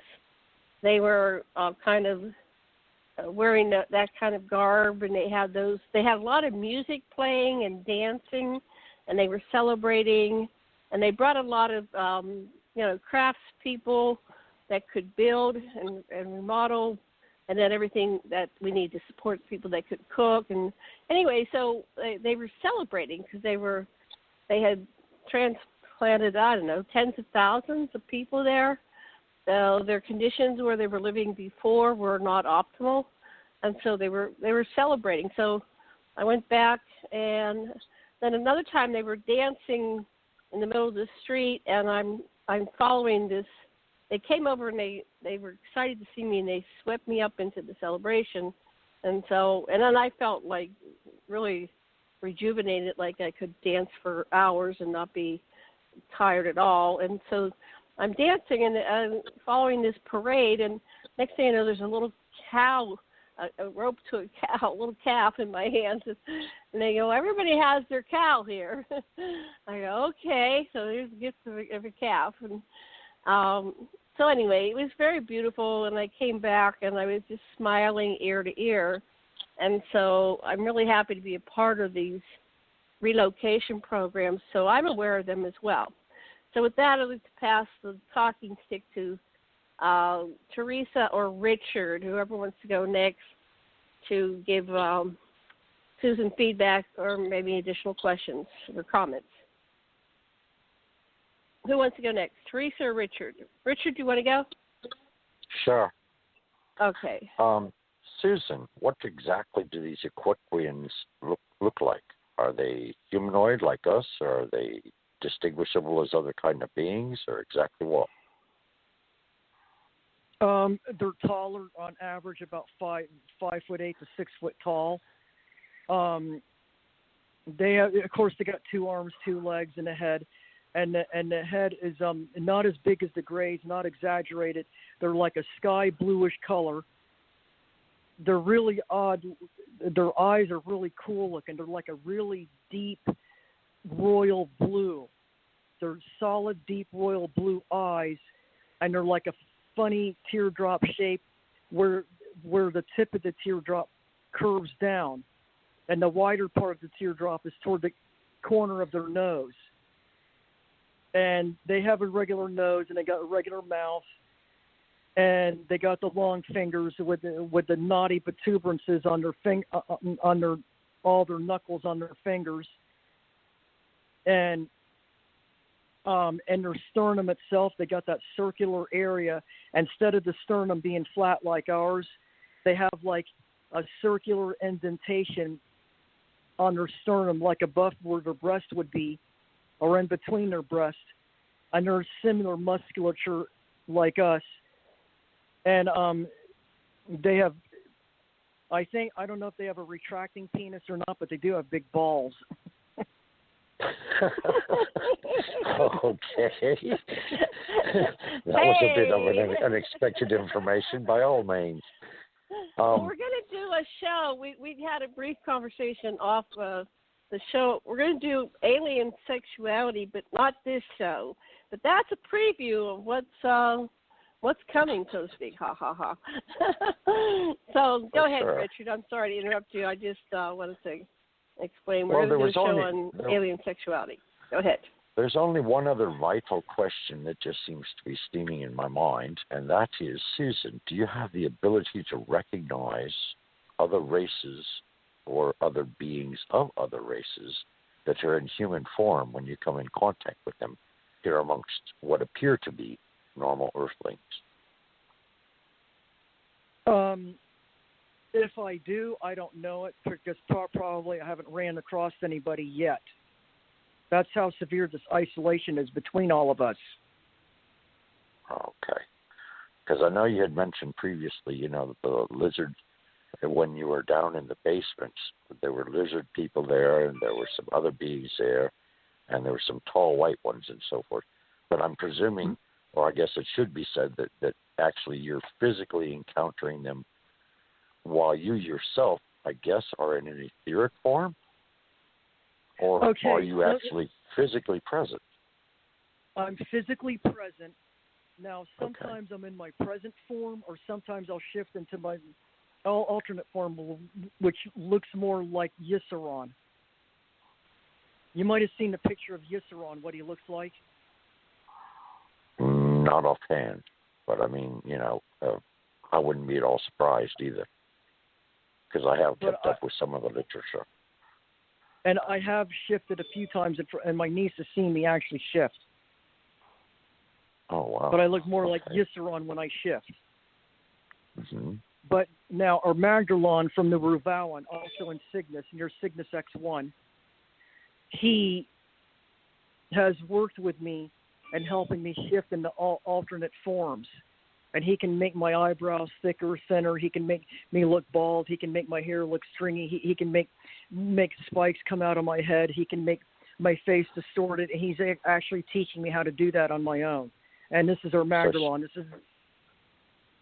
So a form of shape-shifting, you could say, in a manner of speaking, although the shape-shifting may or may not be actually physical, but rather a projection energetically as to how you're perceived outwardly by others. Well, he would make me look at myself in the mirror and do the shifting. Oh, okay. So in other words, it's like presenting to you different perceptions of what you can become by utilizing mental will, I guess. Our Magdalon, he's got concentric rings around his eyes and concentric rings within his eyes, and I myself have some rings, has some lines in my eyes too, in the corner. Actual. And he has worked with me in my past life, and he was the Starfleet commander in my past life. That's what I was told, and I go, oh my God, what does that mean, war? And sure enough, later on, I was told by several different people who've done readings on me and stuff that I'm definitely a warrior. And then, ironically enough, I have a symbol.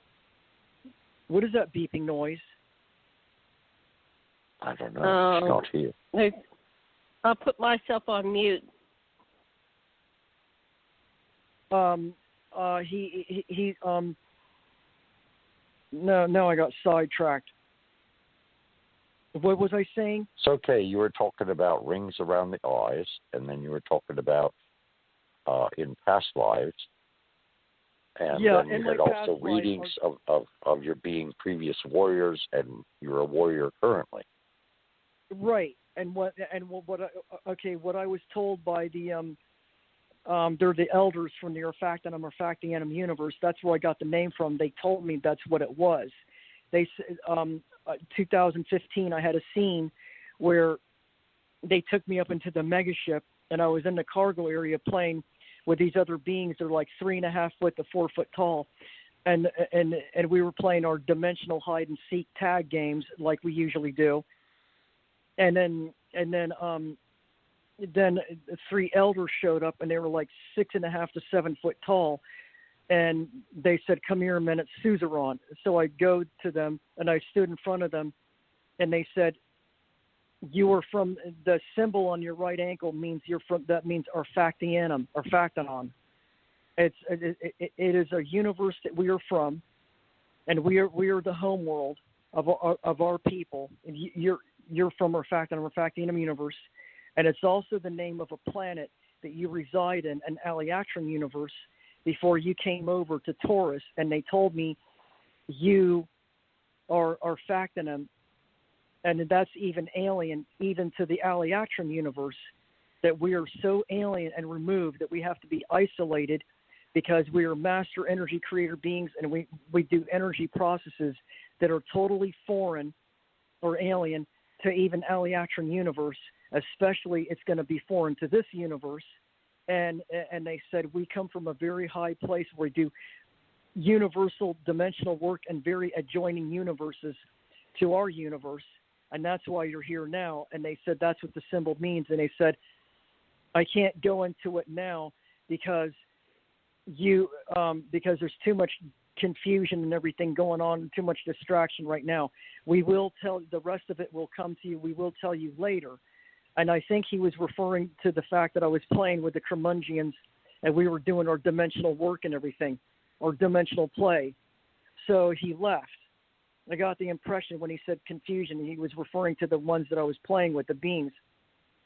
Then back like 2 or 3 years, was it 2019 or something, I was going on YouTube and I looked up, and it was a spiritual symbol website that was advertising on YouTube, and I went on it, just on a whim. And they said, which of the 4 symbols do you identify with? And the closest one that identified the one on my ankle, I selected, and the definition is warrior. And I go, oh, that's the 3rd or 4th one that's told me I'm a warrior. Great. So then I'm remembering when Yisseron telepathically told me that I will be working with the warrior commander, the commanders of these warrior alien races for now on out, because we got a lot of work to do. Like, we're going to be fighting. There's going to be an ongoing battle, a war up there. And I go, wait a minute, because I knew right away what that means, intimately.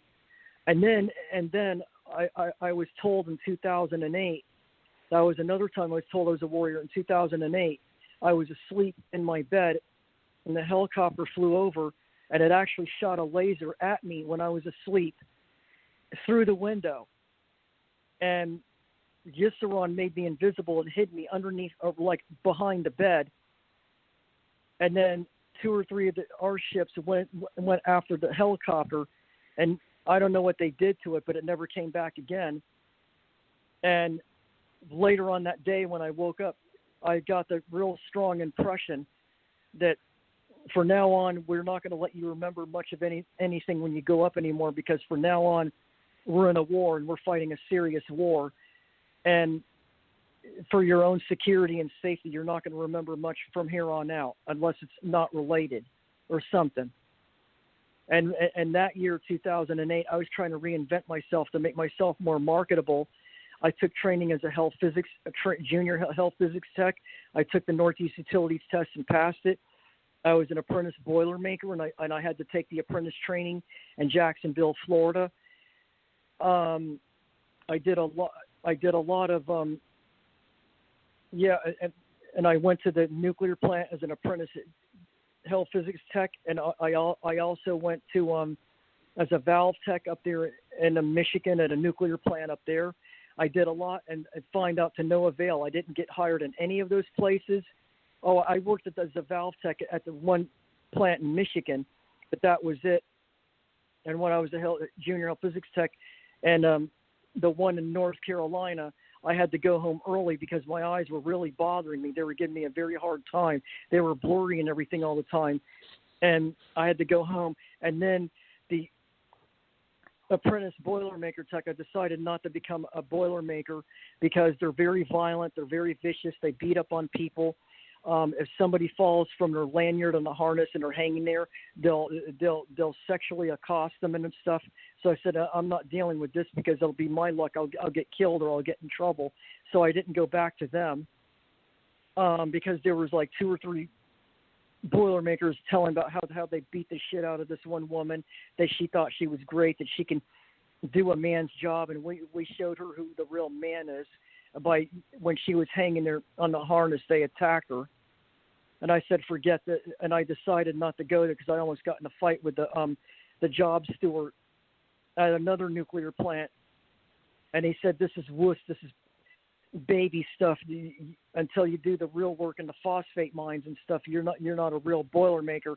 And he was just a very bully, abrasive, antagonistic. And he was ahead of the boilermaker crew at the one nuclear plant. And he was really vicious. So I never went back. So I ended up not doing much of anything that year, even though I tried to reinvent myself. And I got all the certifications. And then back in 2010, I was at the apprenticeship program for a utility down there at the local college. I made straight A's, the dean's list, and everything like that. But during the internship phase of it, I was going north on US 1 looking for a business address, and it was a cloudy, hazy day out, drizzly, and it was a solid gray cloud cover, and a laser came out at a 45-degree angle out of the clouds, and it hit my car between the trunk and the gas cap, and after that I had transmission problems for the rest of the time. And then back in 2013, I was in the right-hand turn-only lane in the same area, and I went from going 10 miles an hour within 3 seconds to going to like 45 miles an hour inside of the back of another car, and the other car wasn't even there before that happened. So I think they hit me with a laser or something, blacked me out. Now, I was talking to some other person, and I don't know, I don't think it was TJ, I'm not sure who it was, but they said the same thing happened to them 3 different times when they were going an off-ramp off at the an expressway, and 3 different times they were blacked out by something that hit them from the sky, and they would wake up in almost an accident, but they would swerve off the road into the embankment so that they wouldn't get into an accident. So I was attacked several times. They attempted my life 7 times, and I had to come back down here to my childhood home, and they don't want me to leave. I get the impression they don't want me to leave my childhood home because I'm safer here. So this has been an ongoing fight, and I wake up with injuries.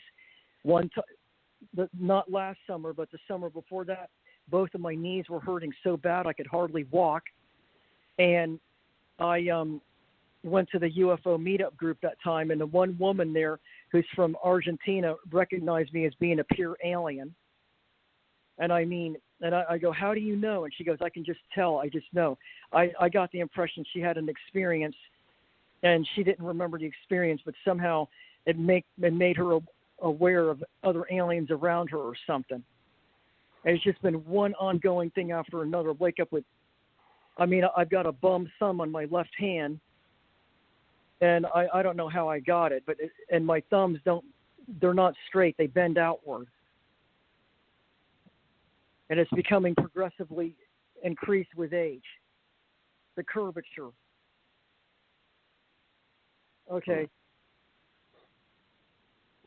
Do you feel like there's any preeminent calling, or there's any preeminent mission that you're on? Or, in other words, amongst all of this various experiences and all of these up and down interdimensional travels and so on and so forth, do you feel that there's any kind of overall reason that you're here on Earth now? We were commissioned to come in from the they call it the Council of One, which are the other lesser known alien races that form their own council, and they oversee the universal dimensional permutations and stability in cosmic systems of this universe. They oversee the actual creation itself. And we were also called in by Orion Council, the specific one that does planetary creation, that created this planet and some of the humans on this planet. The original humans that were put on this planet before they were messed with by the Anunnaki and the Tallites and the negative reptilians and negative ETs. Before they were messed with by them, there was original 3 human colonies that were put here when the Earth was first created by this one local Orion Council. And I think they're Orion's belt, and I think they're mainly, I think their council seat is in Alnilam. There's Mentaka, Alnilam, and Alnitek. And Alnilam is where I think the council is seated, the Orion Council. And then we were called in from Aliatron. We were called in from Refactanum universe. And originally, before we were called in, our state of existence were quasi-light beings, meaning we're solid physical beings, but would give off a goldish aura of light around us that you can actually visibly see. And we interface a lot with I was on the main council, the highest council. I want to say the Council of 7, the Council of 3, and we were around the accretion ring that goes around the sphere, and we can image any kind of incoming, any kind of instability region that surrounds our local the Arfactanum universe, and we have like a toroidal, like a donut ring that goes around the universe, and we have what they call these tensor fields that feeds in and out of each adjoining universe through the donut and to the central sphere that we're around all the time. And we will image it like 3 times a day. We will circle, we will convene, and we will put our hands on the ring, and we will observe what imagery is coming up. And based on what universe has any instability, whether it's in the system itself or there's a local skirmish in one of the planetary systems or something, we will go in, we will write a tensor into that universe, and we will go in and we will stabilize the system. If it's this dimensional creation work, that's easy. But if there's a war or something, it takes longer because we have to analyze the enemy, figure out what its properties and capabilities and its intent is, and then eliminate it. And then we're not done there. We have to teach the local planet how to fend for themselves. That we have to let their progenitors come in and teach them about their identity. We have to teach self-preservation and defense and defense systems and stuff. And then we can supervise them while then we leave. And then we go to other tensors. But we were called into this universe by 2 councils. One of them wanted us to end the Lyran Wars, which we did. We were involved in the Zeta Reticuli Wars, and we ended that. And that's where Zeta Reticuli, Jedua, and were liberated. And we ended those wars, and now we're fighting the war here because this is a very hot piece of real estate, because this area is super critical. And that's why we were called in. We're a very small elite force. We're like SEAL Team 6. A lot of other races are here. They're in larger numbers. We're very small, but we're extremely powerful and our energy-wielding abilities. When they say Star Wars, the Force be with you, we're the Force.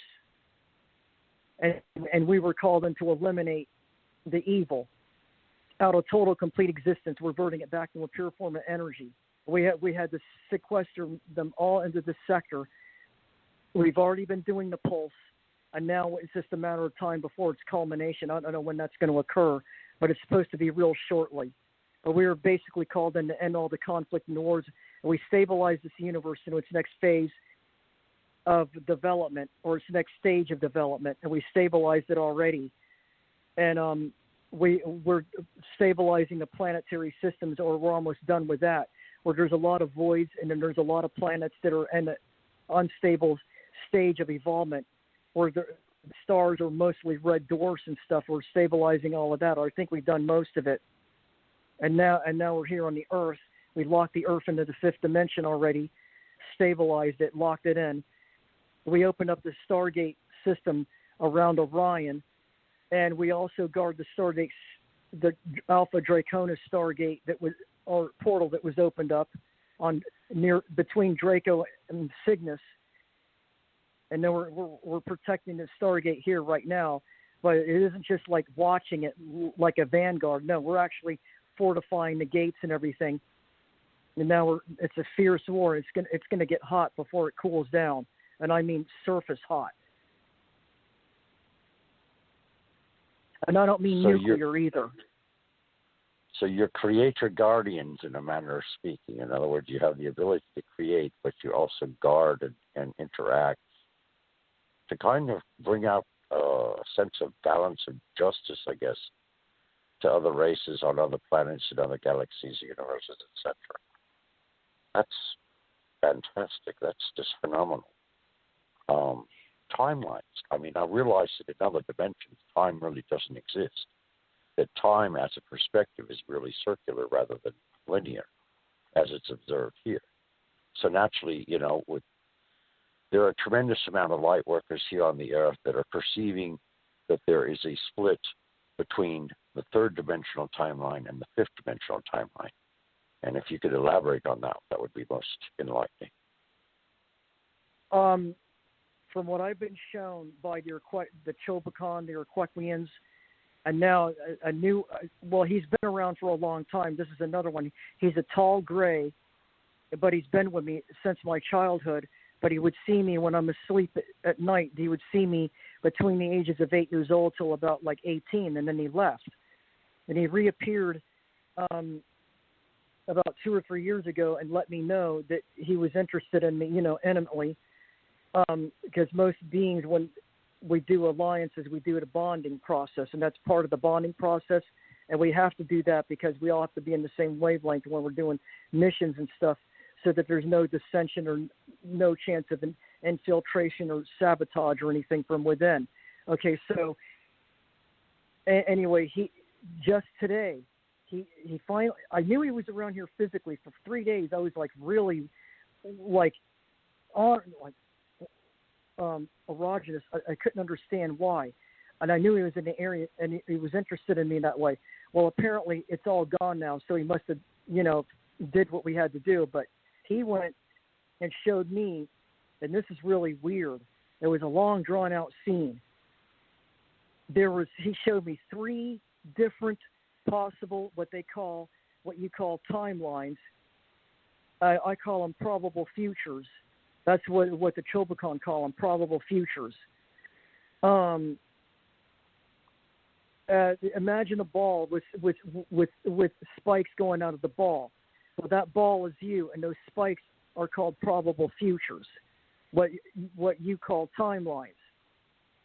Whatever you do within that ball at that moment will determine which spike you're going to follow, what probable future or what you call timeline you're going to follow. But it's not that simple. That's what the Chobacon taught me. Okay. Zebulon, that's the name. That's the name that was given to me. actually through an electronic device. Sometimes they can communicate with you through electronic devices, and they'll actually make a word appear, and then I have to memorize it, and I do. Zebulon is one of them. Zendra is another. Icke is another one. Zebulon showed me today my present timeline, this present realm I'm in right now, this present three-dimensional reality, right? This present dimension.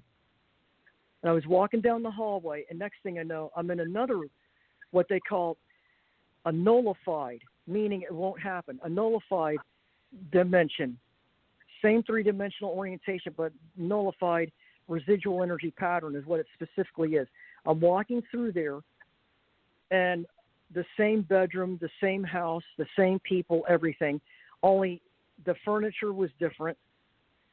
The furniture was more of a dark oak, shiny, polished furniture.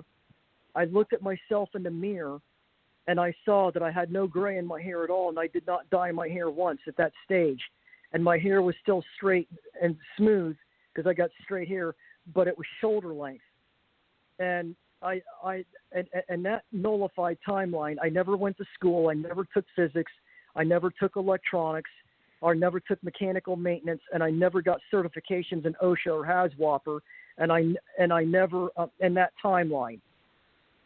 And when I looked at myself in the mirror, I saw that I was the same person as I am now, but I had no gray in my hair, and my brother had more black in his hair than he does now, and it was short. And my dad had more hair, and everything was smoother and more quieter, but I was not fully in contact with my people or aware of my people like I am in this timeline. But that was a nullified one, and he explained to me, and the nullified timelines that will never occur because they're not activated, or what they call the probable future has not been locked in or activated. They act as mediums, like threshold regions.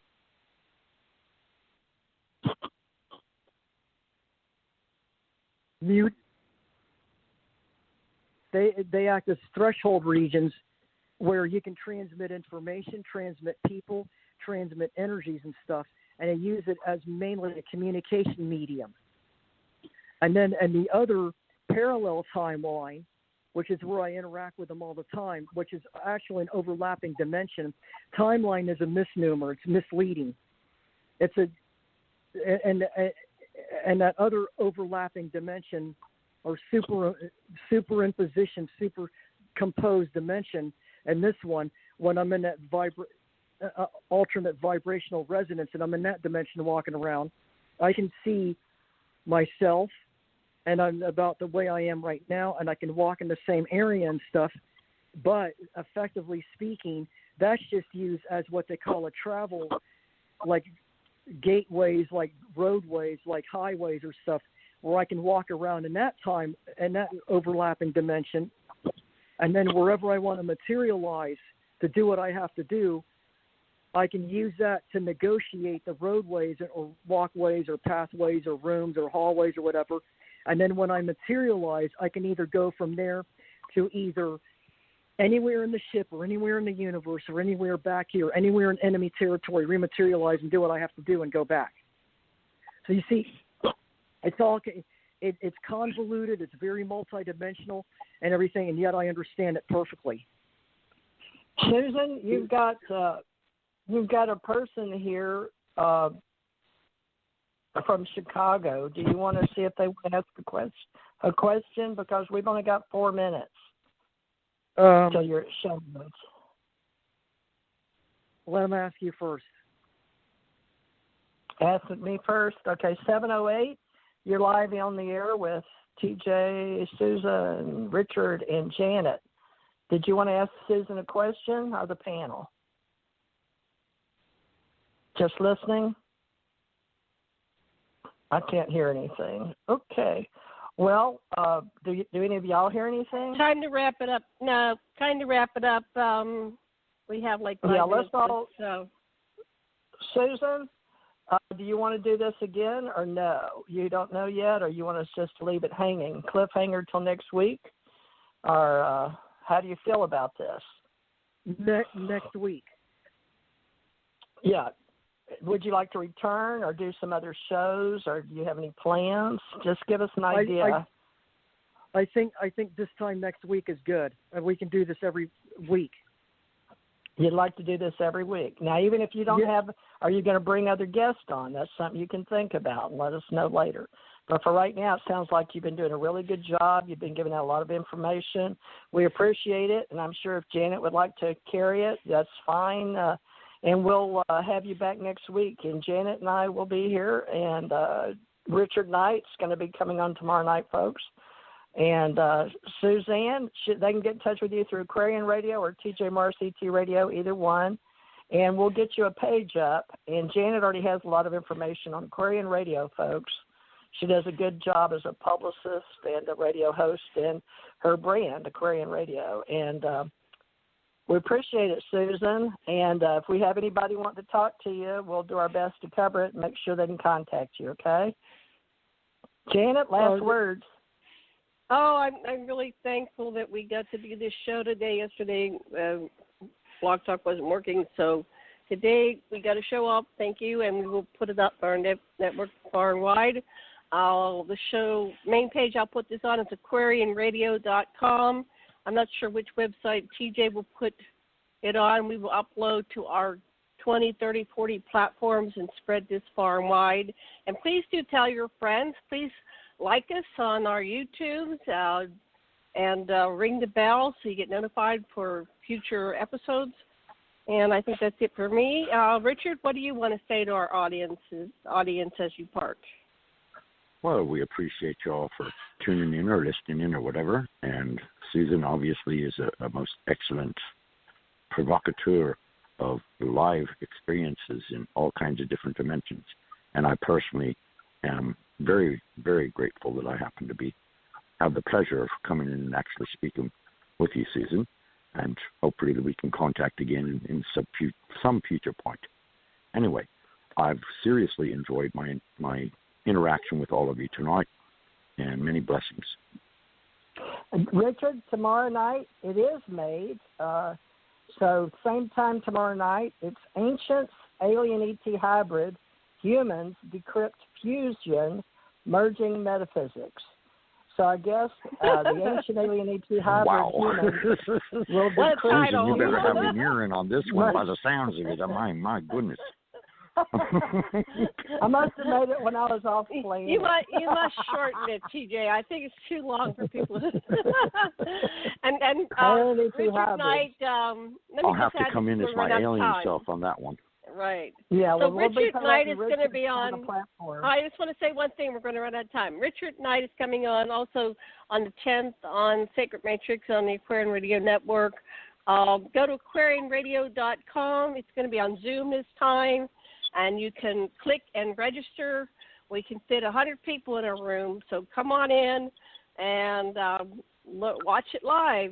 And so we're going to probably have some visuals now that we're doing the Zoom system. So, okay, and I'm done. I'm going to log off. Thank you very much. And maybe you have some exit music here, TJ, because as soon as you're done, I'm going to download and upload it. All right, JKLessin from the podium, folks. Okay, aloha, everybody. I got to run. All right, love and light. Blessings. All right, bye-bye.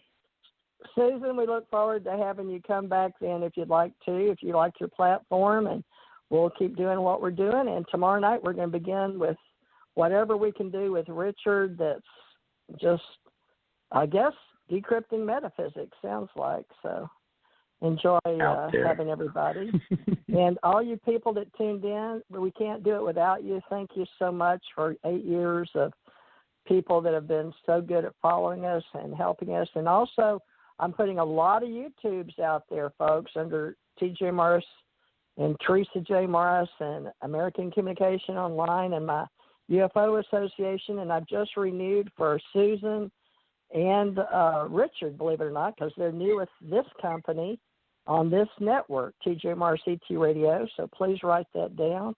And I'm making this Friday platform for Susan and Saturday platform for Richard. They're both new personalities in radio right here on TJ Morris ET Radio, and we look forward to whatever tomorrow night's going to hold. Thank you, Susan. You did an excellent job, and I hope I didn't interfere with your train of thought too much. Or I think we did pretty good. I tried to keep shut. Well, there's a lot more where that came from, a lot more. Well, it sounds like it. I'm looking forward to learning about it. All right, folks. I guess I am trying to find my button here to get us offline here. So thank you, Richard, and thank you. Why am I not in my studio? Oh, love it. Okay, folks, I'm a little rusty, you can tell. The ETs are taking on control. All right. So, yes, I'm back in control on the board. All right, this ship is landed, but it's fixing to take off again. So, love and light, everybody. I'll throw some music out of here, and we can get better music. Everybody send it. Get it off of YouTube, Suzanne and Richard, and just send me your little clips, and I'll be more than happy to play it. All right. See y'all tomorrow night.